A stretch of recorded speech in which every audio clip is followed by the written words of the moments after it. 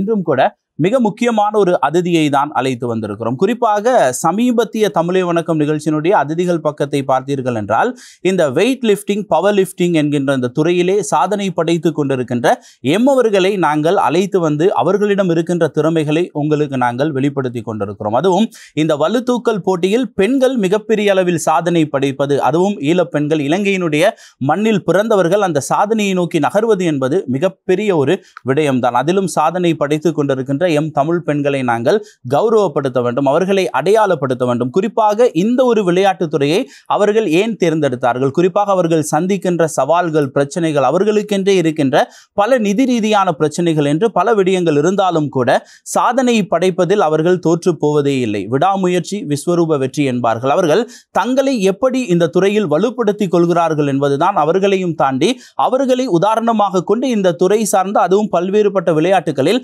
இன்னும் சாதனை படைக்க வேண்டும் என்று எண்ணுகின்ற பல பெண்களுக்கு உதாரணமாக இவர்கள் திகழ்ந்து கொண்டிருக்கிறார்கள். இவர்களை அழைத்து வந்து அவர்களுடைய திறமையோடு சேர்த்து இந்த துறையில் அவர்கள் இன்னும் எத்தனை சாதனைகளை படைக்க விரும்புகிறார்கள் என்கின்ற ரீதியில் அதனை நாங்களும் அறிந்து கொண்டு உங்களுக்கும் வெளிப்படுத்த வேண்டும் என்பதற்காக தொடர்ச்சியாக இவ்வாறானவர்களை நாங்கள் எங்களுடைய அதிதிகள் பக்கத்தினூடாக அடையாளப்படுத்திக் கொண்டிருக்கிறோம். இன்றைய தினமும் எமது கலையகத்திற்கு வருகை தந்திருக்கிறார் தனலட்சுமி முத்துக்குமார குருக்கள் அவர்கள் தான். அவரை நாங்கள் அழைத்து அவரோடு பல்வேறுபட்ட இந்த துறை சார்ந்து அவர் செய்த சாதனைகள், அவர் சந்தித்த விடயங்கள் என பல விடயங்களை தெரிந்து கொள்வோம். வணக்கம். வணக்கம். எப்படி இருக்கீங்க? நல்ல சுகம். சமீபத்தில் தாய்லாந்திற்கு சென்று 3 உலக சாதனை, 2 வெள்ளி பதக்கங்களோடு தாயகம் திரும்பி இருந்தீர்கள்.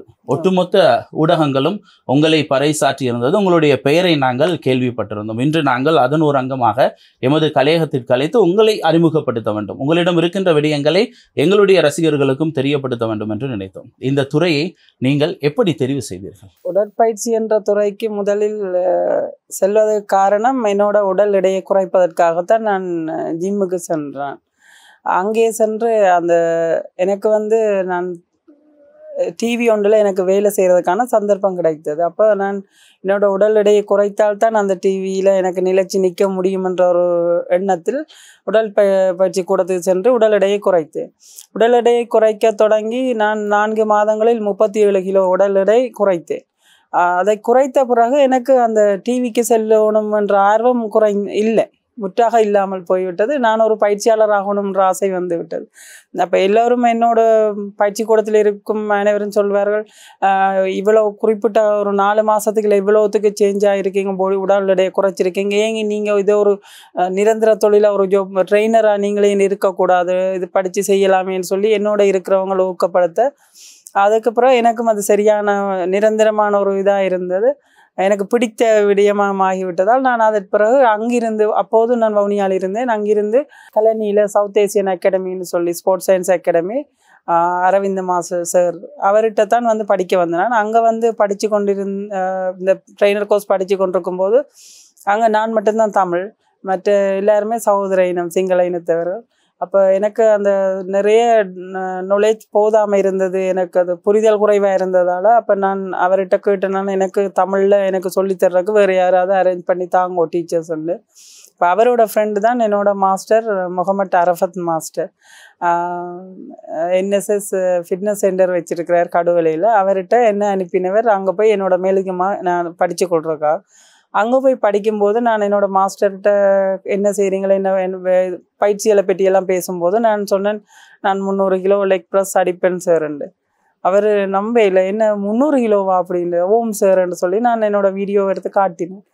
பார்த்த உடனே அவருக்கு அதிர்ச்சி, ஒரு வெஜிடேரியனாக இருந்துட்டு 300 கிலோ அடிக்கிறேன்னு சொன்னால் ஒரு சின்ன விஷயம் இல்லை, எவ்வளோ கட்டிக்காரியாக இருக்கிறேன், நீ இந்த படிப்பு முடிஞ்சோடனே நான் உன்னை பவர் லிஃப்டிங் போட்டிக்கு நான் கொண்டு போய் சேர்த்து விட்றேன், உன்னால் சாதிக்க முடியுமென்னு சொன்னேன். ஆனால் நான் நம்பலை, என்னில் எனக்கு துளி நம்பிக்கை இருக்கையில், என்ன நான் அவ்வளோ பேரந்தூக்கையில் நான் சொன்னேன் பாப்பம் சார்ன்னு சொல்லி சமாளித்து விட்டுட்டேன். படிப்பு முடிஞ்ச அப்புறம் நான் அதை மறந்து நான் ப்ரொஃபஷனல் ட்ரெயினர் ஆகி என்னோட ட்ரெயினர் ஜாப்லேயே நான் இருந்துட்டேன். வெள்ளவத்தில் பெரிய ஒரு ஜிம் ஒன்றில் மெரைன் ஃபிட்னஸ் ஜிம் உண்டு, அங்கே ஒரு 3 இயர்ஸ் ஒர்க் பண்ணேன்.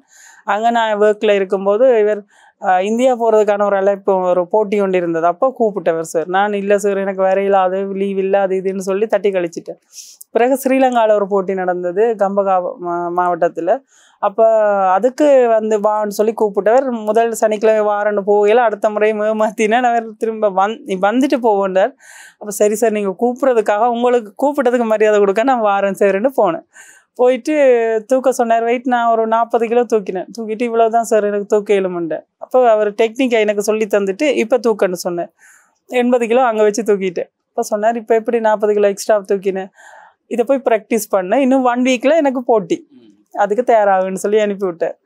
அதுக்கு பிறகு நான் போய் நான் ஜிம்முக்கு போயிட்டேன். அதுக்கு அப்போ தானே எனக்கு ஸ்டார்டிங் பெல்ட்டுகள் வேணும், எனக்கு அதுக்கான ஆயுதம் வேணும். அப்போ நான் அது எல்லாம் பெல்ட் எல்லாம் வாங்கி ரெடி ஆகிறக்கிட்ட எனக்கு ஒரு 3 days போயிட்டு, ஒரு 3 daysல ட்ரைனிங் எடுத்துட்டு ஒரு நாள் ட்ரையலும் பார்த்தவர் சார் கூப்பிட்டு பார்த்தோன்னா. அப்போ 100 தூக்கி காட்டினானண்டு.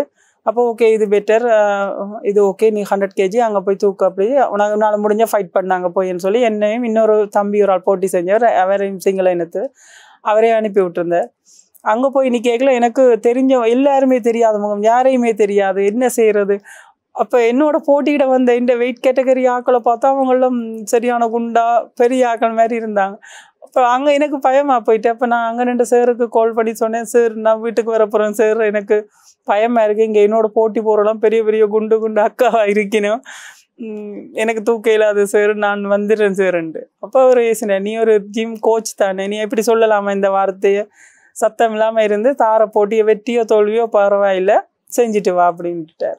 அதுக்கு பிறகு சரி சார்ன்னு சொல்லி இருந்து பயத்தோடையே தான் இருந்து அந்த போட்டியை செஞ்சது. அப்போ அவர் சொன்னார், அந்த போட்டியின் சூட்சமம் வந்து அங்கே போனால் தான் உனக்கு தெரியும், இப்போ நான் சொன்னால் புரியாது அப்படின்னு சொல்லி அனுப்பிவிட்டுட்டேன். எத்தனை பேர் கலந்து கொண்டார்கள் அங்கே? நிறைய பேர் இப்போ கலந்து கொண்டவர்கள். என்னோட வெயிட் கேட்டகரியில் வந்து 6 பேர் இன்னும் கலந்து கொண்டாங்க.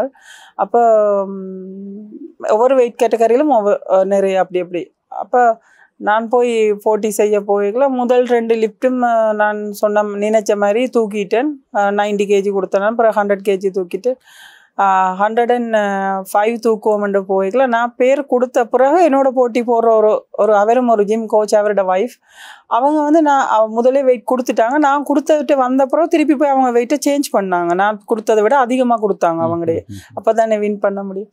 அதை நான் பார்த்தோட்டு நான் தம்பிகிட்ட போய் சொன்னேன், என்னோட வந்து தம்பிகிட்ட சொன்னேன், இல்லை அவங்க வந்து கூட கொடுத்தாங்க, இப்போ என்னென்னு போய் பார்த்துட்டு வரேன். அவன் பார்த்துட்டு சொன்னான், அக்கா நீங்கள் 115 தூக்கினா தானக்கா வின் பண்ணேலும், அவங்க 180 என்னமோ கொடுத்துருக்காங்கன்னு சொல்லி சொன்னான். அப்போ நான் சரி 115 போடு தூக்கி பார்ப்போம்னு சொன்னேன். 110 வரைக்கும் தான் பயிற்சி எடுத்திருந்தேன். நான் 15 போட சொல்லி சொன்னேன். அப்போ உடனே போட்டுட்டு தூக்கிட்டேன். அப்போ வந்தா வருது என்னவோ கடவுளையும் என்னோட அப்பாவையும் நினைச்சு கொண்டு தூக்கணுன்ற ஒரு மைண்ட் செட்டோடய போய் தூக்கிட்டேன். ஈஸியாகவே நான் நினைச்சதை விட ஈஸியாகவே தூக்கிட்டேன். தூக்கி வச்சுட்டு நான் தான் வின்னண்டோன்னு எனக்கு அப்போ நான் தான் வின்னண்டு கூட எனக்கு தெரியாது. தூக்கிட்டு விட்டுட்டு வச்சுட்டு அவங்க போக சொன்னாங்க. வந்துட்டு எனக்கு பிளேஸ் இருக்கா இல்லையா எதுவுமே எனக்கு தெரியாது. அப்போ அந்த ஆர்கனைஸ் பண்ண மாஸ்டர் சார் வந்து சொன்னேன், உங்களுக்கு பிளேஸ் இருக்குது தானேன்னு சொல்லி. நான் சொன்னேன், எனக்கு தெரியாது சார்ன்னு சொல்லி. இப்போ நீங்கள் அங்கே கேட்கலையா? நான் சொன்னேன், இல்லை கேட்கல. எனக்கு அப்போ அதெல்லாம் அங்கே பிளேஸ் கேட்கலாம் பார்க்கலாம்ன்றலாம் ஒன்றும் தெரியாது. அப்புறம் அவர்கிட்ட இல்லை உங்களுக்கு பிளேஸ் இருக்குது, நீங்கள் தான் ஃபர்ஸ்ட் எனக்கு சொன்னார். அப்போ நான் நம்பல. இப்போ சார்கிட்ட நான் சொல்லேன்டா. இப்போ சார் அவர் உங்களோட சார்கிட்ட சொல்லுங்க உங்களுக்கு தான் ஃபர்ஸ்ட்ன்னு சொல்லி. அப்போதான் எனக்கு தெரியும் அது ஃபர்ஸ்ட் எனக்கு. இது நடந்தது கம்பஹாவில். அது முதல் டெட் லிஃப்ட் போட்டி. அதில் இருந்து அதை ஆரம்பித்து அதில் போட்ட அந்த வித்து தான் நான் பாரம் தூக்கணுமன்ற ஒரு பயிற்சி. அது என்னோட ஆரம்பித்து வச்சது இவர் தான், அரஃபத் மாஸ்டர். அதுக்கு பிறகு அங்கே பவர் ஃபைட்டர் அங்கே போய் சேர்ந்து அங்கே இருந்து பயிற்சி செஞ்சு பவர் லிஃப்டிங் ஒரு பக்கம் போய்க்கல. இங்கால ஸ்ட்ரென்த் லிஃப்டிங் அந்த போட்டிகளும் ஒரு பக்கம், எல்லா பக்கமும் strong man, strength lifting, power lifting எல்லாமே செஞ்சு இருந்தேன். Power lifting national silver medal அடிச்சிருக்கிறேன். ரெக்கார்டும் ஒரு தடவை வச்சிருக்கிறேன், bench record. Strong man Sri Lankan title winner. India போய் ஏஷியனில் வந்து சில்வர் மெடல். இப்போ இந்த ஸ்ட்ரென்த் லிஃப்டிங்கும் ஸ்ரீலங்கன் கோல்டு மெடல். இப்போ வேர்ல்டு சாம்பியன்ஷிப்பில் போயிட்டு சில்வர் மெடல். அது எனக்கு சில்வர் மெடல் வர காரணம் வந்து என்னோட வெயிட் கேட்டகரியில் இன்னொரு ஆள் போட்டி பார்ட்டிசிபேட் பண்ணினவா, மாஸ்டர் செஞ்சவா. அவரோட வெயிட் பாடி வெயிட்டை விட குறைவுன்றதால அவவும் நானும் சேம் வெயிட் தூக்கி இருந்தாலும் அவக்கு ஃபர்ஸ்ட் எனக்கு செகண்ட் ஆயிட்டு. அந்த துறையில் அப்படிப்பட்ட ஒரு பிரிவு தான் இருக்கு. நீங்கள் ஒரே எடையை தூக்கி இருந்தால் தூக்கியவர்களுடைய எடையை பார்த்து அந்த பதக்கம் என்பது கொடுக்கப்படும். சமீபத்தில் நாங்கள் 2-3 பேரை நாங்கள் இவ்வாறு நேர்காணல் செய்யும் போது அவர்களும் ஏன் இந்த வெள்ளி பதக்கம் பெற்றார்கள் அல்லது தங்க பதக்கம் எப்படி அவர்களுக்கு கைவிடப்பட்டது என்று பார்க்கும் பொழுது இந்த துறையில் இப்படி ஒரு பிரச்சனை இருப்பதை நாங்கள் அறிந்தோம். குறிப்பாக இந்த விளையாட்டுத் துறையை பொறுத்தவரையில் பெண்கள் சாதனை படைப்பது என்பது இலகுவான ஒரு விடயம் அல்ல. இப்பொழுது உங்களுடைய கதையை கேட்கும் பொழுது எப்படி இந்த துறைக்குள்ளே நீங்கள் உள்வாங்கப்பட்டீர்கள் என்பது தெரிந்திருந்தது. தாய்லாந்திற்கு சென்றிருக்கிறீர்கள். அங்கு சர்வதேச ரீதியாக பல போட்டியாளர்கள் வந்திருப்பார்கள். அதில் 3 உலக சாதனை என்பது மிகப்பெரிய ஒரு விடயம்தான். அது எப்படி சாத்தியமானது? நான் 2 சாதனைகள் இங்கே இருந்தே நான் போன வருட ரெக்கார்ட் பார்த்த அளவில் என்னால் 2 செய்ய முடியுமென்ற ஒரு இதில் தான் போனேன். நான் அந்த ஆயத்தத்தோடு தான் போனேன். நான் போய் நான் எதிர்பார்த்த பெஞ்சில் ஒரு ரெக்கார்ட் அதை வச்ச உடனே அடுத்து நாங்கள் ஒரு ரெக்கார்ட் வச்சு எங்களுக்கு இன்னொரு சான்ஸ் ஒன்று தருவினோம்.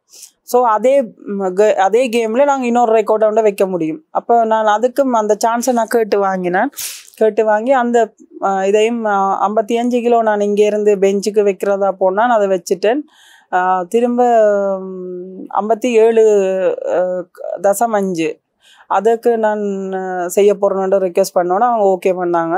அதையும் செஞ்சேன். அதுலேயும் 57.5 பேரம் தூக்கிட்டேன். அப்போ அந்த ஒரு கேம்லேயே எனக்கு 2 ரெக்கார்ட் ஆயிடுச்சு. நீங்கள் பங்கு பற்றியது 80 கிலோ எடை பிரிவு. அந்த பிரிவில் 80+ மாஸ்டர். அதுக்கு பிறகு இன்னொரு கேம் 2 hand curlன்னு சொல்லி அதுலேயும் நான் ஒரு ரெக்கார்ட் வைக்கணும்னு நினைச்சிட்டு போனேன். அதே மாதிரி அதையும் ரெக்கார்ட் தூக்கிட்டேன். அதுலேயும் திருப்பியும் சான்ஸ் எடுத்தேன்னா நான் அது எனக்கு ஃபெயிலியர் ஆகிட்டு இன்ஜரியல் கொஞ்சம் இருந்தது. அதோடையும் தான் நான் அந்த போட்டிகளை செஞ்சது. அப்போ எனக்கு அது கிடைக்காட்டிலும் பரவாயில்ல. நான் நினைச்ச மாதிரி ஒரு ரெக்கார்டை நினைச்சிட்டு போனேன், 3 கிடைச்சிட்டு எனக்கு அதுவே பெரிய சந்தோஷம். எத்தனை நாட்கள் இந்த போட்டி அங்கே இடம்பெற்றது? எங்களுக்கான போட்டி ஒரு நாள், மொத்தம் 2 நாள் போட்டிகள் நடந்தது. எங்களோட போட்டி 2வது நாள் நடைபெற்றது. எப்படி அந்த போட்டிக்கு, அதாவது இலங்கையில் ஏதோ ஒன்று செய்து விடலாம், உங்களுடைய மிக முக்கியமாக இந்த துறையில் உணவு ஊட்டச்சத்து என்பது மிக மிக முக்கியமானது. இப்பொழுது தாய்லாந்திற்கு சென்றிருக்கிறீர்கள்.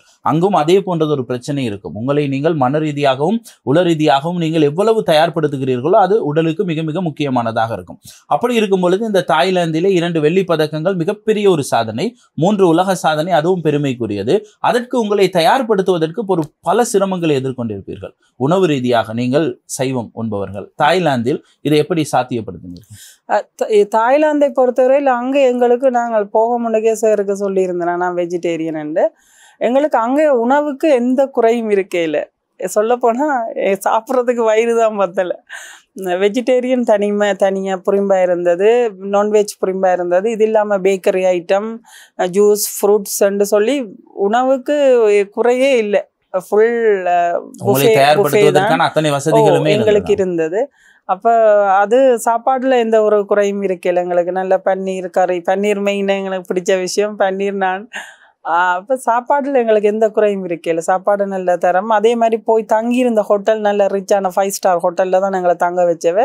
ஒரு ரூமில் 2 பேர், ஏசி ரூமோட, 2ம் புரிம்ப வேறு கட்டில், ஸோ செப்பரேட் கட்டில். எங்களுக்கு ஃபுல் அது லக்ஸரி லைஃப்னு சொல்லணும். தாய்லாந்தில் இல்லை, நாங்கள் 5 நாட்கள் நின்று நாங்கள் 6வது நாள் பேங்காக் வந்து தான். செலவுகள் எல்லாம் யார் செய்வோம்? நாங்கள் இங்கே எங்களோட ஸ்ட்ரென்த் லிஃப்டிங் ஃபெடரேஷனுக்குண்டு ஒரு அமௌண்ட் உண்டு. இப்போ பார்ட்டிசிபேட் பண்ணுற எல்லாருமே பே பண்ணணும். நாங்கள் அந்த பே பண்ணின அமௌண்ட்டுக்குள்ளே தான் எங்களோட டிக்கெட், எங்களோட நாங்கள் இங்கே ஸ்ரீலங்கா ஏர்போர்ட்டில் இருந்து வெளிக்கிட்டா அங்கே போய் அங்கே நின்று திரும்ப ஸ்ரீலங்கா ஏர்போர்ட் வரும் வரைக்குமான செலவு அவ்வளவுமே ஸ்ரீலங்கன் ஸ்ட்ரென்த் லிஃப்டிங்கோட ஃபெடரேஷன் தான் அதுக்கு பொறுப்பு. எங்களோட ஃபெடரேஷன் பிரசிடென்ட் அரஃபத் மாஸ்டர் தான்.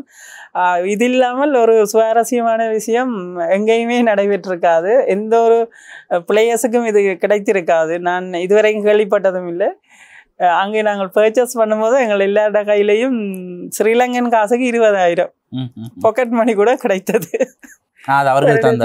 பிரசிடென்ட் வந்தார் எங்களை எல்லாருக்கும் தேடி வந்து. அது எங்களுக்கு ஒரு பெரிய இன்ப அதிர்ச்சி, நினைச்சும் பார்க்க முடியல. அது ஒரு பெரிய ஹாப்பியா இருந்தது. அவர்களுக்கு இந்த நிதி எப்படி கிடைக்கிறது? அரசாங்கத்தினால் ஏதேனும் உதவிகள் இந்த ஒரு துறை சார்ந்து எதுவும் இருக்கிறதா? அரசாங்கத்தால எந்த உதவியும் இல்லை. எங்கள் எல்லாரிடையும் இருந்து கலெக்ட் பண்ணி எடுத்துட்டு போன பணத்துல எங்களுக்கு தேவையான செலவு செய்து மேலதிகமாக இருக்கிற பணத்தை பிரித்து எல்லாருக்குமே அந்த பாக்கெட் மணியா எல்லாருக்குமே கொடுத்தவர். அவர் கொடுக்க வேணும்ன்றது கட்டாயம் இல்லை. எங்களுக்கு சொல்லிட்டு போன மாதிரி எங்களுக்கு தேவையான சகல வசதியுமே 100% நடந்து முடிஞ்சது. ஸோ அதை அவர் எங்களுக்கு அந்த மணியை தரணும்ன்ற கட்டாயம் இல்லை. இருந்தாலும் அவர் எங்களுக்காக அந்த ஒரு இதை செய்தவர். அது மறக்க முடியாது. இன்னொரு சந்தர்ப்பத்தில் எங்களுக்கு இப்படி ஒரு சான்ஸ் கிடைக்கும் என்று சொல்லி நம்ப முடியாது. உண்மையில் இலங்கை வலுத்தூக்கல் சங்கத்தினர் குறிப்பாக இந்த ஸ்ட்ரென்த் லிஃப்டிங் என்கின்ற இந்த விளையாட்டினூடாக அடுத்த கட்டத்திற்கு இதை கொண்டு செல்வதற்கான பல முயற்சிகளை தொடர்ச்சியாக மேற்கொண்டு வருகிறார்கள். அரசாங்கத்தினுடைய அங்கீகாரம், குறிப்பாக விளையாட்டு அமைச்சு இதனையும் ஒரு விளையாட்டாக அங்கீகரித்து அவர்கள் இதற்கு சேகரிக்கின்ற, அதாவது கொடுக்கின்ற அங்கீகாரம் என்பது மிக மிக முக்கியமானதாக பார்க்கப்படுகிறது. இப்பொழுது விளையாட்டுத்துறை எடுத்துக்கொண்டோமாக இருந்தால் இந்த வெயிட் லிஃப்டிங், பவர் லிஃப்டிங், அதே போன்று இந்த ஸ்ட்ரென்த் லிஃப்டிங் போன்ற விளையாட்டுகள் என்பது இப்பொழுது இலங்கையை சேர்ந்த அதிகமானவர்கள் விளையாடுகின்ற, பயிற்சி பெறுகின்ற ஒரு முக்கியமான ஒரு விளையாட்டாக மாறி வருகின்ற பொழுது அதற்கான அங்கீகாரம் என்பது எப்படி கிடைக்கப்பெறுகிறது என்பதில் தான் அதனுடைய வளர்ச்சி என்பது இருக்கிறது. நாங்கள் முன்னர் கூறியது போலதான் ஆண்கள் பெண்கள் என எந்த விதமான ஒரு வேறுபாடும் இல்லாமல் அனைவருமே இப்பொழுது இவ்வாறான விளையாட்டுகளில் தங்களை முழுமையாக ஈடுபடுத்திக் கொள்ள தயாராக இருக்கிறார்கள். ஆனால் அவர்களுக்கான ஒரு அங்கீகாரத்தை பெறுவது என்பது மிகப்பெரிய ஒரு பிரச்சனையாகவும் கேள்விக்குறியாகவும் மாறி இருக்கிறது. அவர்கள் சமூகம் சார்ந்த பல பிரச்சனைகளை சந்தித்துக் கொண்டிருக்கிறார்கள். அதே நேரத்தில் ஒரு நாடு என்கின்ற ரீதியில் நாங்கள் இதனையும் ஒரு விளையாட்டாக அங்கீகரித்து இந்த விளையாட்டை அடுத்த கட்டத்திற்கு கொண்டு செல்ல வேண்டுமாக இருந்தால் விளையாட்டுத்துறை அமைச்சு இது தொடர்பான பல்வேறுபட்ட கையாளர்களை அவர்கள் கொண்டு வர வேண்டும். உண்மையிலேயே இப்பொழுது நாங்கள் பொதுவாக பேசுவோமாக இருந்தால் ஜனாதிபதி அடுத்த வரவு செலவு திட்டத்தில் ஒவ்வொரு துறைக்குமான நிதிகள் எப்படி ஒதுக்கப்பட வேண்டும் என்பது அந்தந்த அமைச்சினூடாக அவர் கேட்டறிந்து கொண்டிருக்கின்ற இந்த ஒரு தருணத்தில் விளையாட்டுத்துறை அமைச்சு இவ்வாறான விளையாட்டுகளுக்கும் எவ்வாறான நிதி ஒதுக்கீடுகள் அல்லது இதை அடுத்த கட்டத்திற்கு கொண்டு செல்வதற்கு எப்படிப்பட்ட நடைமுறைகளை கொண்டு வர வேண்டும் என்கின்ற திட்டங்களையும் உள்வாங்குமாக இருந்தால் 2026ஆம் ஆண்டிலிருந்தாவது இலங்கை அரசாங்கத்தினால் நிதி ஒதுக்கப்பட்டு இது ஒரு சரியான முறைமைப்படுத்தப்பட்ட ஒரு விளையாட்டாக அனைவருமே அதிகமாக பங்கு கொள்ளக்கூடிய ஒரு விளையாட்டாக மாற்றமடைவதற்கு மிக மிக ஒரு முக்கியமான ஒரு தருணமாக அமையும். இதை பார்த்து கொண்டிருக்கின்ற, இதற்கு பொறுப்பாக இருக்கின்ற நாடாளுமன்ற உறுப்பினர்களாக இருக்கட்டும் அல்லது இதை சார்ந்தவர்களாக இருக்கட்டும், நிச்சயமாக விளையாட்டுத்துறை அமைச்சிடம் இதை கொண்டு போய் சேர்க்க வேண்டும். இதற்கு ஊடகங்களுக்கும் ஒரு மிகப்பெரிய பங்கு இருக்கிறது. இதை நாங்களும் செய்வோம் என்கின்ற ஒரு உறுதிப்படுத்தலை தொடர்ச்சியாக நாங்கள் வழங்கி கொண்டிருக்கிறோம். நிச்சயமாக ஒரு மாற்றம் ஏற்பட்டால் மட்டுமே அதனூடாக ஒரு மிகப்பெரிய ஒரு வளர்ச்சியை பெற வேண்டும். இந்த துறையில் பல்வேறுபட்ட வீர வீராங்கனைகள் தொடர்ச்சியாக இப்பொழுது சர்வதேச ரீதியாக சென்று தங்களுடைய ஆதிக்கத்தை, அதுவும் இலங்கை நாட்டிற்கு பெருமை சேர்த்துக் கொண்டிருக்கிறார்கள். ஊடகங்களில் உங்களை பார்க்கும் பொழுதும் எங்களுக்கு அந்த ஒரு பெருமை இருந்தது. நீங்கள் விமான நிலையத்திலே இறங்கிய பொழுது ஊடகவியலாளர்களுக்கு நீங்கள் ஒரு பேட்டியை கொடுக்கும் பொழுது எங்களுக்கும் ஒரு பெருமையாக இருந்தது. சாதனை படைத்து பலர் நாட்டிற்கு வருகிறார்கள், ஆனால் இவர்களுக்கான அங்கீகாரம் என்பது அதோடு முடிந்து விடுகிறது. இன்னும் ஒரு சாதனை செய்த பிறகு ஏதோ ஒரு வகையில் நீங்கள் ஒரு பதக்கத்தை வென்ற பிறகுதான் மீண்டும் நாங்கள் உங்களை பற்றிய ஒரு பெரிய ஒரு வெளிப்படுத்தலை நாங்கள் விளம்பரப்படுத்தி கொண்டிருக்கிறோம். அதை தாண்டி இந்த துறையில் நீங்கள் சந்தித்த பல சவால்கள் இருக்கும். குறிப்பாக உங்களை பொறுத்தவரையில் நீங்கள் ஒரு கவிஞர் என்றும் கூட நான் கேள்விப்பட்டேன், பாடல் ஆசிரியர் என்றும் கூட கேள்விப்பட்டேன். இந்த துறையிலிருந்து இந்த துறைக்கு வந்திருக்கிறீர்கள், அதை பற்றியும் ஒரு சில வார்த்தைகள் சொல்ல முடியுமா? கவிஞர் என்று நான் 2019ஆம் ஆண்டு வரை கவிஞர் என்ற போர்வையில் தான் இருந்தேன். கவிதைகள் எழுதுவது, பாடல் போட்டிகள் எல்லாம் நான் இந்தியாவில் இருக்கிற பாடலாசிரியர் பா. விஜய் அவர்கள் கையொப்பமிட்ட பாடலாசிரியர் விருது கூட என்னிடம் இருக்கிறது. அது நாங்கள் அதில் ஒரு 400 பேர் போட்டியிட்டது. அதிலிருந்து ஒவ்வொருவர் சுற்றுக்களிலேயும் இருந்து தாண்டி கடைசி சுற்று வரையும் அதுலேயும் ஒரு 10 பேர் தேர்வு செய்தார்கள். அந்த 10 பேரில் நானும் ஒருவர். அப்போ அது எனக்கு அந்த பாடலாசிரியர் விருதுன்றது பெரிய ஒரு பொக்கிஷமான விஷயம். அந்த கவிதை ஃபீல்டில் கவிதைகளும் நிறைய அவார்டுகள் வேண்டி இருக்கிறேன். இன்னும் இந்தியாவிலிருந்து இங்கே கொண்டு வரப்படாமல் ஒரு 15 அவார்டு இருக்கிறது. எந்த போட்டி இருந்தாலும் என்னால் ஒரு இது தலைக்கணம் என்று இல்லை, என்னால் சொலிட் பண்ணி சொல்ல முடியும். இந்த போட்டியில் நான் மெடல் அவார்டு எடுப்பேன்னு சொல்லி நான் போட்டியும் எழுதியும் மெடல் எடுத்திருக்கிறேன். அது இல்லாமல் இது முகநூல் வழியாக கவிதை போட்டிகள் முகநூல் கவி குழுமங்களில் வந்து தலைவர் 12,000 கவிஞர்கள் இருக்கிற குழுமத்தில் கூட உபத்தலைவராக இருந்தேன். தலைவர் உபத்தலைவர் செயலாளர் ஒவ்வொரு இதிலையும் தலைமை வகித்ததோடு என்னோட நடுவர் பயிற்சியையும் நான் செய்து கொண்டிருந்தேன். நான் கிராமிய கவிதை, மரபு கவிதை, புரட்சி கவிதை, மரபு இல்லை கிராமிய கவிதை, புரட்சி கவிதை, காதல் கவிதை, ஹைக்கூ கவிதை, இப்படி எல்லாவற்றிலுமே நான் நடுவராகவும் பணியாற்றி இருக்கிறேன். தன்முனை கவிதை அதுகளெல்லாம் அந்த அந்த ஃபீல்டுகளை போன அப்புறம் தான் இவ்வளோ இருக்குது, இவ்வளவு ஃபீல்டுகள் இருக்குன்றதை நாங்கள் கற்றுக்கொண்டோம். அந்த காலத்தில் அதை கவிதை அதுகளை நிறைய விடயங்களை கற்றுக்கொண்டே இருந்தோம். அதே நேரத்தில் நாங்கள் ஒரு ஜட்ஜாக பணியும் புரிந்து கொண்டிருந்தோம். அதோட போட்டியாளராகவும் போட்டி போட்டு கொண்டிருந்தோம். அதுவும் ஒரு அழகிய பொழுதுகள் தான். காலங்களை அழகாக நகர்த்தி கொண்டு சென்றது. என்னோட வாழ்க்கைன்ற சுற்றுலா நான் ஒரு தொழிலுக்கு போக வேணும் என்ற ஒரு மனநிலை வந்த பிறகு போனதான் இந்த டிவிக்கு ஆரம்பித்து அது ஜிம்மில் போய் ஜிம்மால் வந்து இப்போ இந்த அளவில் வந்து நிற்குது.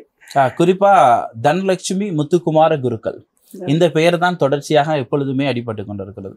குடும்பத்தை பற்றி கொஞ்சம் சொல்லுங்க. என்னோட குடும்பத்தை நான் பிறந்த இடம் காங்கேசந்திரம். அம்மா அப்பா இறந்துட்டார். இப்போ சகோதரர்கள் இருக்கிறார்கள். அவர்கள் எல்லாம் திருமணம் முடித்து அவர் செப்பரேட்டாக இருக்கிறோம். அம்மா இருக்கிறா தெல்லிப்பள்ளியில் தான் இப்போ அம்மா இருக்கிறா. இப்போ நான் கொழும்புல இருக்கிறேன். எனக்கு 2 பிள்ளைகள் இருக்கணும். என்னோட இந்த பயிற்சி இதுக்குள்ள வந்து எனக்கு யாரோட உதவியும் இல்லை. ஆரம்பத்தில் குடும்பத்திலையும் எனக்கு அதுக்கான சப்போர்ட் இல்லை. ஐயர் பிள்ளை இந்த ஜிம் ஃபீல்டுகளில் உடம்பை குறைச்சதோடு நிறுத்த வேணும், இது படிக்க போக வேண்டாம். படிக்க போகும்போதே எனக்கு தடை விழுந்துட்டுது.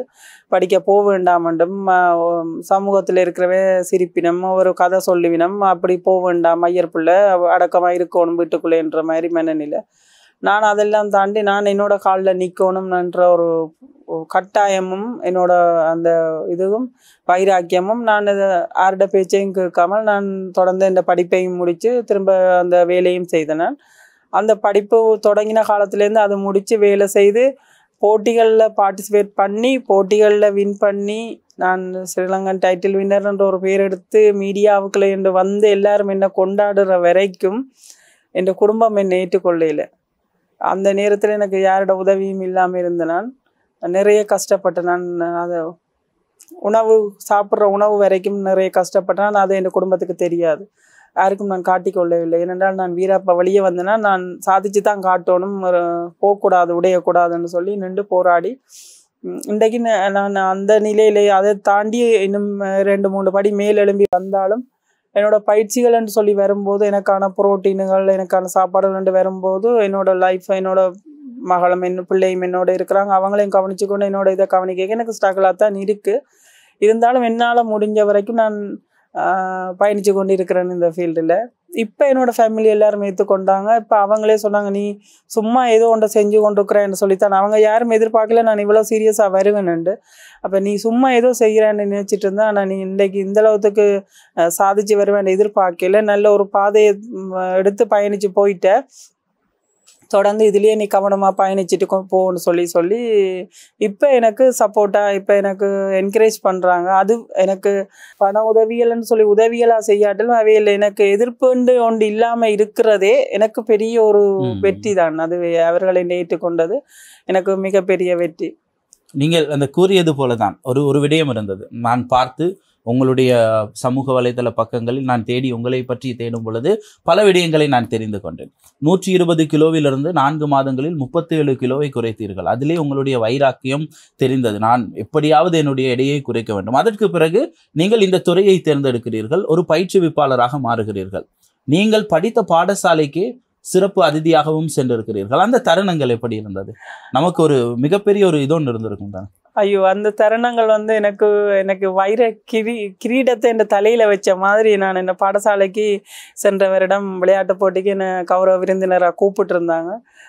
என்னால் அப்படி எனக்கு அப்படி தரையில் பறக்கிற மாதிரி நான் படித்த ஸ்கூல், நான் விளையாடி அடிபட்டு திரிஞ்ச அந்த ஸ்கூலில் வந்து அந்த பாடசாலையில் வந்து இன்றைக்கு நான் ஒரு அதிதியாக போய் நிற்கிறேன்றது எனக்கு ஒரு மிகப்பெரிய, அது எனக்கு இந்த உலக சாம்பியன்ன்றதை தாண்டிய ஒரு பெருமை எனக்கு. நான் படித்த பாடசாலையில் போய் நான் அந்த அதிதியாக கலந்து கொண்டது, அது லைஃப்பில் எனக்கு மறக்கவே முடியாத பொக்கிஷமான அந்த நாள். இந்த லைஃப்பில் ஒரு மிகவும் ஒரு ஸ்டாரான நாள் அந்த நாள் எனக்கு.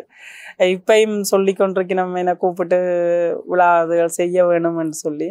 அது அதிபர் மாறினாங்க, அந்த இதில் கொஞ்சம் இழுபடுது. அப்போ சொன்னவே அப்படி செய்ய வேணும்ண்டு எனக்கு அது ஒரு இந்த பாடசாலையில் நான் அதில் போயிட்டு வந்தது எனக்கு போதும்ன்ற அளவுக்கு ஒரு பெரிய சந்தோஷம். இப்பொழுது உங்களை சுற்றி கிடைக்கின்ற இந்த அங்கீகாரம் உங்களுக்கு எப்படி ஒரு வலுவை சேர்க்கிறது? இந்த அங்கீகாரம் எனக்கு இன்னும் சாதிக்கணும். இப்போ எனக்கு இது எனக்கு ஒரு பொறுப்பு மாதிரி ஆகிட்டுது. இவ போனால் இவ பார்ட்டிசிபேட் பண்ணுறா, பார்ட்டிசிபேட் பண்ணால் வின் பண்ணுவா, வெட்டி எடுத்துகிட்டு வருவா, வின் பண்ணுவான்னு. இப்போ என்னோட கிளைண்ட்ஸ் சரி, என்னோட ஃப்ரெண்ட்ஸு அண்ட் எல்லாருமே நீ கண்டிப்பாக மெடலோட தான் பெறுவேன். போக முன்னக்கே சொல்லுவாங்க, அடித்து சொல்லுறாங்க, நீ கண்டிப்பாக சாதிப்பேன், நீ மெடலோட தான் பெறுவேன், நீ ஒன்றும் யோசிக்காத குழம்பாத என்று சொல்லும்போது அது அந்த அவங்கள இனிமேல் வச்சிருக்கிற நம்பிக்கையை நான் பொய்யாக்கிடக்கூடாதுன்ற ஒரு பொறுப்பு எனக்கு வந்துடுது.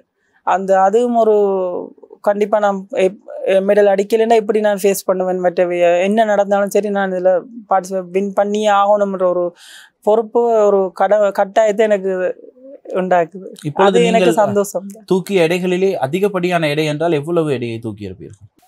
ஒவ்வொருவர் போட்டிகளை பொறுத்து தான் நாங்கள் தூக்குற எடை. இப்போ இந்த வலுதூக்கல் போட்டியில் இப்போ மற்ற பவர் லிஃப்டிங்கில் தூக்குற மாதிரி வெயிட் தூக்க இல்லாது. இந்த வலுதூக்கல் போட்டி நிறைய கஷ்டமானது, அதையும் விட இது கஷ்டமானது.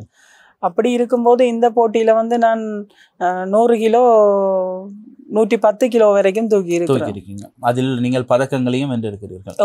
இலங்கையில் இந்த கோல்டு மெடல் இலங்கையில் 1ஆம் இடம் ஃபர்ஸ்ட் பிளேஸ் அடித்த போது எடுத்தது. போன வருஷம் இல்லை, இந்த வருஷம் 2ஆம் மாதம் நடைபெற்ற அவிசாவளை நடைபெற்ற போட்டி அதில் எடுத்தது. குறிப்பாக இவ்வாறான சாதனைகள் செய்யும் பொழுது ஊட்டச்சத்து என்பது மிக மிக முக்கியமானது. நீங்கள் ஒரு பிராமண பெண், சைவ உணவை மாத்திரமே உண்ண வேண்டும். உங்களுக்கு என்று ஒரு டெய்லி ரூட்டீன் ஒன்று இருக்க வேண்டும். அதை சரியாக ஃபாலோ செய்தால் மட்டும்தான் உடலை நாங்கள் சரியாக வைத்துக் கொள்ள முடியும். அதை வைத்து நாங்கள் போட்டிகளிலே கலந்து கொள்ள முடியும். இல்லை என்றால் பல்வேறுபட்ட விபத்துக்களையும் கூட இந்த போட்டிகளில் இலகுவாக நாங்கள் பெற்றுக்கொள்ளக்கூடிய ஒரு விடயம் இருக்கும். அதற்கு பிறகு பல பிரச்சனைகள், உடல் உபாதைகள் என்பது எம்மை மிகப்பெரிய ஒரு தாக்கத்தை ஏற்படுத்தக்கூடும். இதை தவிர்ப்பதற்கு நீங்கள் என்னென்ன விடயங்களை கையாளுகிறீர்கள்? உணவு முறையில் நான் முதல்ல உடல் எடையை குறைக்கும் போது வெஜிடபிள் ஃப்ரூட்ஸ் தான் என்னோட சாப்பாடு, காப்ஸ் எடுக்கவே இல்லை. திரும்ப நான் இந்த போட்டிக்கு போன பிறகு எனக்கு பாரம் தூக்குறதுக்கு எனக்கு சப்போர்ட்டிவ் புரோட்டீன் மச்சம் சாப்பிடாததால் நான் காப்ஸை தான் லோட் பண்ண வேண்டிய கட்டாயத்துக்கு தள்ளப்பட்டேன். அதால் நான் காப்ஸை லோட் பண்ணி இந்த உடல் எடையை திருப்பி நானே ஏற்றினேன். அப்போது எனக்கு ஒரு பக்கம் மனதில் ஒரு குழப்பம், இவ்வளோ கஷ்டப்பட்டு உடம்பை குறைச்சி போட்டு திருப்பி ஏற்றுறேன்ற கவலை ஒரு பக்கம். அப்போ அந்த நேரம் இருந்த கோச்சிட்டு அவர்கிட்ட நான் போய் கேட்கும்போது எனக்கு இப்போ உடலோட கூடி கொண்டு வருது, அது எனக்கு கவலையாக இருக்குது, என்னோட ஷேப் எல்லாம் மாறிக்கொண்டு போகுதுன்னு சொல்லிக்கலாம். அவர் சொன்னார், உனக்கு மெடல் அடிக்கிறது முக்கியமா இல்லது உடல் அழகுன்றது முக்கியமா, இப்போ உனக்கு எது முக்கியன்றதை நீ டிசைட் பண்ணு. உனக்கு சாதிக்கணுன்றது முக்கியம்னா நீ உன்னோட உடலை பற்றி கவலைப்படக்கூடாது. சாதிச்சு எல்லாம் முடிஞ்ச பிறகு உன்னோட ஆஃப் சீசன் வரும்போது நீ உடல் எடையை குறைச்சி கொள்ளலாம்னு சொன்னார். அப்போ எனக்கு அது அந்த நேரத்தில் சாதிக்கணுன்றதான் மெயினாக இருந்ததால் நான் சரி, உடம்பு எவ்வளோ எடை போட்டால் கூடினாலும் பரவாயில்லை, நான் காப்ஸை லோட் பண்ணுவோம்னா கார்போஹைட்ரேட்டு நான் சாக்லேட்ஸ் சீஸ் அதெல்லாம் சாப்பிட சொல்லுவார். ஒரு கிழமை போய் பார்க்கும்போது என்னோட உடம்புல கொஞ்சம் மெலிஞ்ச மாதிரி இருந்தால் நீ என்ன வெயிட் லாஸ் பண்ணுறியா, எதுவும் ட்ரை பண்ணுறியான்னு வேறு இல்லைன்னு சொல்லி வெயிட் எவ்வளோ இருக்குன்னு கேட்பேன். வெயிட் குறைஞ்சா ஏசுவார். அப்போ நான் அந்த வெயிட்டை குறைய விடாமல் சீஸு வத்தாள கிழங்கெல்லாம் தேடி சாப்பிட்டேன். உடம்புடைய நான் தேடி கூட்டினேன். அந்த நேரம் மனசு கவலையாக இருக்கும். இருந்தாலும் என்ன செய்கிறது, சாதிக்க வேணுன்ற ஆசையும் ஒரு பக்கம். உடல் எடையை கூட்டி தான் அந்த போட்டிகள் எல்லாம் பார்ட்டிசிபேட் பண்ணி செஞ்சேன். நான் சில நேரங்கள் கஷ்டம்தான், புரோட்டீன் மாவெல்லாம் எடுக்க வேணும், கட்டாயம் நான் எடுக்க வேணும். ஆனால் அதுக்கான சூழ்நிலை இல்லை. நான் என்னோட உழைப்பில் நான் என்னோட வீட்டு ரெண்டை கட்டுறேன், என்னோட வீட்டு செலவு இதில் பார்க்கும்போது எனக்கா புரோட்டீனுக்காக 20,000 30,000 செலவழித்து என்னால் அதை வாங்கி கொள்ள முடியாது. 1-2 தடவை நான் ஒரு இன்ஸ்டால்மெண்ட்டில் நான் வாங்கி யூஸ் பண்ணினேன். அது பிறகு அதை கைவிட்டுட்டேன், சரி வராதுண்டு. மனதைரியமும் ஏதோ ஒன்று தான் போய்கொண்டிருக்கு. இதற்காக ஏதாவது முயற்சிகள், விட்டமின் டேப்லெட்ஸ்கள் இப்போ எடுக்காது. இன்ஜரி ஆன நான் இந்தியா போய் இன்ஜரி ஆகி அதுக்கு பிறகுதான் மாஸ்டர் பேசித்தான் இப்போ விட்டமின் சதுகள் எடுத்துக்கொண்டிருக்கிறது. மாற்றம் என்பது எப்பொழுது வேண்டுமானாலும் நிகழலாம். அதை நோக்கி தான் நாங்களும் தைரியமாக பயணித்துக் கொண்டிருக்கிறோம். நான் உங்களிடம் ஆரம்பத்தில் கூறியது போலதான், முயற்சி ஒன்றை நாங்கள் எப்பொழுதுமே கைவிடக்கூடாது. என்றாவது ஒரு நாள் அது எமக்கு மிகப்பெரிய அளவில் ஒரு வலுவை சேர்க்கும். இந்த துறையில் நீங்கள் அடுத்த கட்டத்தை நோக்கி நகர வேண்டும் என்றால் உங்களுக்கு இதற்காக ஒரு நபரிடமிருந்து ஏதோ ஒரு தொண்டு நிறுவனங்களிடமிருந்தோ அதற்கான ஒரு நிதி என்பது கிடைக்கப்பெறுமாக இருந்தால் நிச்சயமாக இவர்கள் இன்னும் பல பதக்கங்களை எமது தாயகத்திற்கு பெருமை சேர்த்து கொடுப்பதற்கு தயாராகவே இருக்கிறார்கள். இந்த நிகழ்ச்சியை இலங்கையை மாத்திரமல்ல உலகளாவிய ரீதியில் பார்த்து கொண்டிருக்கின்ற அத்தனை ஆதவன் சொந்தங்களுக்கும் நாங்கள் விடுக்கின்ற ஒரு வேண்டுகோளும் இதுதான். இவ்வாறானவர்களுக்கு நீங்கள் கை கொடுக்கும் பொழுதுதான் நாங்கள் மிகப்பெரிய அளவில் எங்களுடைய தாய் நாட்டை இன்னும் அடுத்த கட்டத்திற்கு கொண்டு செல்வதற்கு அது ஒரு மிக முக்கியமான ஒரு கருவியாகவும் இருக்கும். இதை பார்த்து கொண்டிருக்கின்ற எந்த ஒரு தனவந்தரும் இவர்களை போன்றவர்களை அடையாளப்படுத்தி இவர்களுக்கு உங்களுடைய கரங்களை கொடுப்பீர்களாக இருந்தால் இன்னும் அதிகமாக இந்த துறையில் அவர்கள் சாதனை படைப்பதற்கு தயாராகி கொண்டு இருக்கிறார்கள். அவர்களை தயார்படுத்தி கொண்டிருக்கிறார்கள். அவர்களுக்கு தேவையானது இவ்வாறான ஒரு ஆதரவு கரம் மட்டும்தான். அதை யார் கொடுத்தாலும் நிச்சயமாக இவர் இன்னும் அதிகப்படியான பதக்கங்களை இலங்கைக்கு பெற்றுக் கொடுப்பார் என்பதில் எந்த விதமான மாற்று கருத்தும் கிடையாது. ஒரே ஒரு விடயம், உங்களை பற்றிய ஒரு தேடலில் இருக்கும் பொழுது ஒரு போட்டியில் 4ஆம் இடத்தை நீங்கள் பெறுகிறீர்கள். அதில் சில துரோகங்கள் பிரச்சனைகள் எல்லாம் சந்தித்தீர்கள். அது கதையை எங்களோடு பகிர்ந்து கொள்ள முடியுமா? அதற்கு பிறகு நீங்கள் தங்கப்பதக்கத்தை வென்று உங்களுடைய வைராக்கியத்தை காட்டியிருந்தீர்கள். எப்படி நடந்தது? என்ன நடந்தது? ஒரு பயிற்சி கூடத்துல நான் பயிற்சி அங்கே நான் அந்த கூட கிளப் நான் அந்த பயிற்சி கூடத்துல சேர்ந்து நான் பயிற்சி எடுத்துக்கொண்டு இருந்தேன். நான் அப்படி இருக்கும்போது அவர்கள் நாங்கள் என்னை இணைக்கும் போது சொன்னது, ஒரு வெயிட் கேட்டகரியில ஒரு ஆளைத்தான் வச்சிருப்போம், இன்னும் ஒரு ஆள் இருந்தால் இன்னொரு ஆள் எடுக்க மாட்டோம், எங்களுக்கு அப்போ எங்களுக்கு அந்த கிளப்புக்கான வெட்டியை நீங்களாம் எடுத்து தர வேணும் என்ற ஒரு கட்டாயம் இருந்தது எங்களுக்கு. நான் இதுவரைக்கும் இதுக்கு முன் நடந்த போட்டிகளிலும் அந்த வெட்டியை எடுத்து கொடுத்துருக்கிறேன். இலங்கை சாதனையும் ரெக்கார்டும் நான் அடித்து கொடுத்துருக்குறேன் பெஞ்சு. அப்போ அப்படி இருக்கும்போது இந்த கடைசியாக நடந்த போன டிசம்பரில் நடந்த போட்டியில் என்னோட வெயிட் கேட்டகரியில் ஒரு ஆளை கொண்டு சேர்த்துருக்காங்க. அந்த ஒரு ஆள் கொண்டு என்னோட போட்டி போடுதுன்றத அந்த போட்டிக்கு நான் அந்த போட்டியாண்டு என்னோட நிறைய அளக்க போகும்போது தான் எனக்கு தெரிய வந்தது. அது எனக்கு ஒரு பெரிய அதிர்ச்சி ஆயிட்டுது. அப்போ நான் அது சம்மந்தமாக அவையில்ட கதைக்கும் போது தெரியாத இல்லை அப்படி தெரியாதுன்ற எனக்கு ஒரு டவுட்டுன்றதை கேட்கும்போது தெரியாதுன்ற மாதிரி கதைச்சவங்க அந்த இடத்துல கொண்டு ஒரு ஆளை கொண்டு போட்டி போடும்போது எனக்கு அது அதிர்ச்சியாக போயிட்டுது. அவங்க என்னை விட பாரம் தூக்கினவங்க தான்.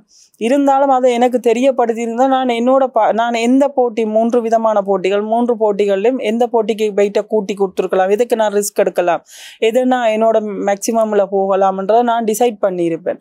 அந்த நேரத்தில் கொண்டு போட்ட உடனே எனக்கு ஒன்றும் செய்யலாமா போயிட்டுது. எனக்கு டென்ஷன் ஆகிட்டுது. எங்களை பொறுத்தவரை எங்களோட பாரம் தூக்குற இதில் மைண்ட் அப்செட் ஆகிட்டு டென்ஷன் ஆகிட்டோம்னா எங்களால் எவ்வளவு தூக்கின பாரத்தையும் எங்களால் தூக்க முடியாது. அது இந்த பாதி பாரத்தை தூக்குறதே பெரிய கஷ்டமாயிடும்.